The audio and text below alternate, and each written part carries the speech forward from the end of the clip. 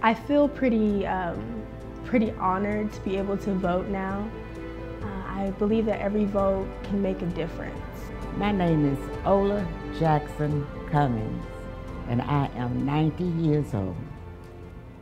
I would like to talk to you about my first recollection about voting. I was in elementary school, and our teacher gave us an assignment to go home and ask our parents for whom would we be voting or wanting to be president. I asked my father, and he said Franklin Roosevelt. And I asked why. And he didn't go into a lot of complicated details. He answered me in terms that I could understand. And what he said was, because he said he would make things better. I knew what better meant from observing what went on in the lunchroom at school. Every morning, my father would leave 3 nickels on the dresser, one for my sister, one for my brother, and one for me. And at my school, Blackshear Elementary in Houston, Texas, with a nickel you could buy a bowl of soup for 3 cents and a carton of milk for 2 cents. Or you could take your whole nickel and buy a plate lunch, as they call it. And I observed that some children brought a nickel and bought the lunch from the lunchroom cafeteria. Some children brought a bag, a brown bag with a sandwich or whatever from home. Some children, a few of them, got what we call free lunch.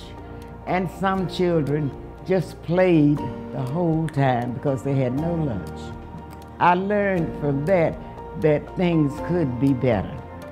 Through the years, when I got a little older, I realized that they were better because my father started leaving 15 cents for each one of us. And for 15 cents, you could buy the whole cafeteria, whatever they were serving.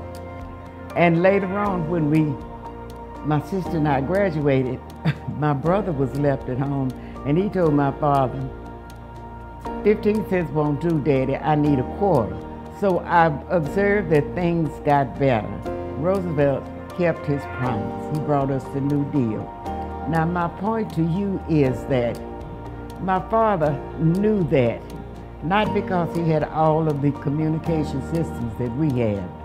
Some people had a telephone, and that telephone was a party line. Maybe he got the information from that. So he might have had a newspaper that somebody bought, and that paper cost 5 cents. And you had to make a choice between a nickel loaf of bread or the newspaper. So many people that, my point is that the word got around by oral means or by exchanging ideas at work or talking to people, whatever. They were informed. Today we have no excuse. We have all kinds of communication to be informed. We have Facebook and Instagram and television and billboards and everything.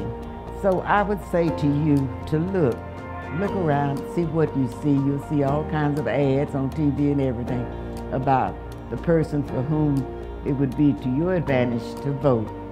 And I also listen to what the candidates are saying, listen to what the proposals are, what the projects are. And then after you do all of that, process what you have learned. And after you process it, then you make a decision. And after you decide, then you act. I urge you to vote, and I urge you to make a wise decision.